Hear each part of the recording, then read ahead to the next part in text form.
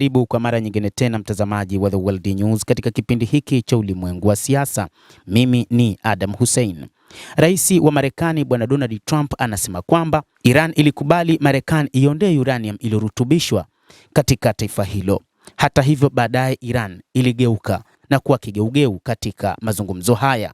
Rais huyo wa Marekani anadai kuwa katika mikataba mingi waliokubaliana na Iran, wa Iran wamekuwa kigeugeu.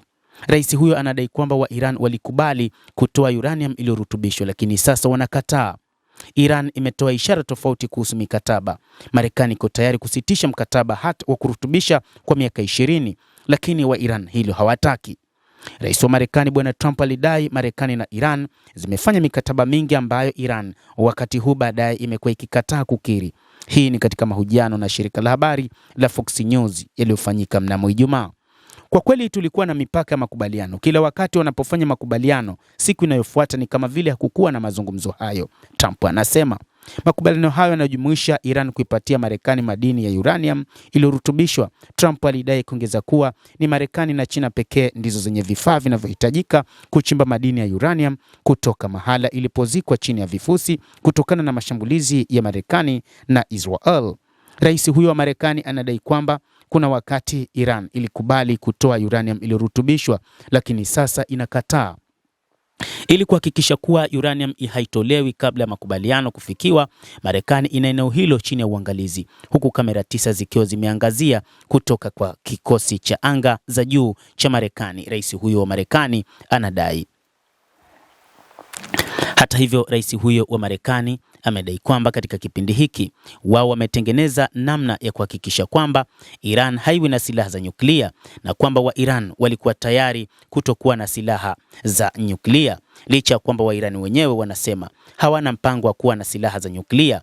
Lakini pia mpango wa nyuklia uliopo, kwa maana urutubishaji wa uranium unaofanyika nchini Iran, ni kwa ajili tu ya masuala ya kijamii na wala si kwa ajili ya kutengeneza silaha za nyuklia. Hata hivyo, mpaka sasa haikuthibitika ikiwa Iran ina silaha za nyuklia, lakini wanachotaka wa Marekani na wa Israel ni Iran isifanye urutubishaji wowote wa uranium, kwa sababu wanahofu kwamba siku moja Iran itaingia katika utengenezaji wa makombora ya nyuklia, kwani sasa imesalia tu kuwa na 30% kufikia uwezo huo wa kutengeneza mabomu.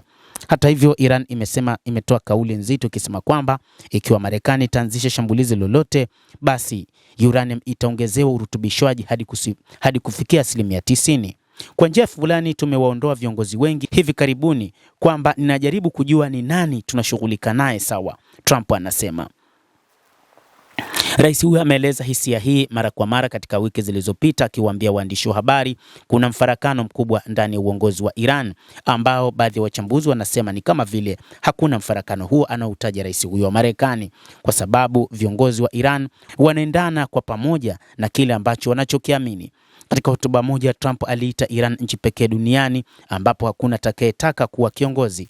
Akizungumza na waandishi wa habari baadaye, Trump alisema kwamba atakubali makubaliano ambayo Iran ilikubali kusitisha urutubishaji wa uranium kwa miaka 20, na hii aliisema siku ya jana Ijumaa.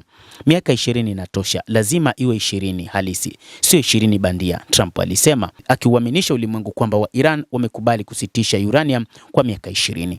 Ikumbuke kwamba miaka hii 20 ya usitishaji wa uranium nchini Iran ilitajwa na wa Marekani, huku wa Iran wakati huo akikataa, ambapo Abbas Araghchi, waziri wa mambo ya kigeni, alinukuliwa na vyombo vya habari akisema kwamba labda miaka 5 lakini si 20.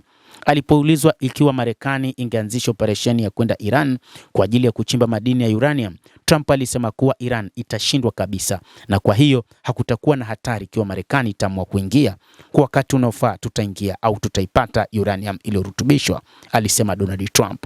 Endelea kutufuatilia mtazamaji, lakini nikusihi usisahau kulike, usisahau kucomment, kadhalika usisahau kusubscribe channel yetu hii ili upate habari hizi kwa mapana kupitia The World News.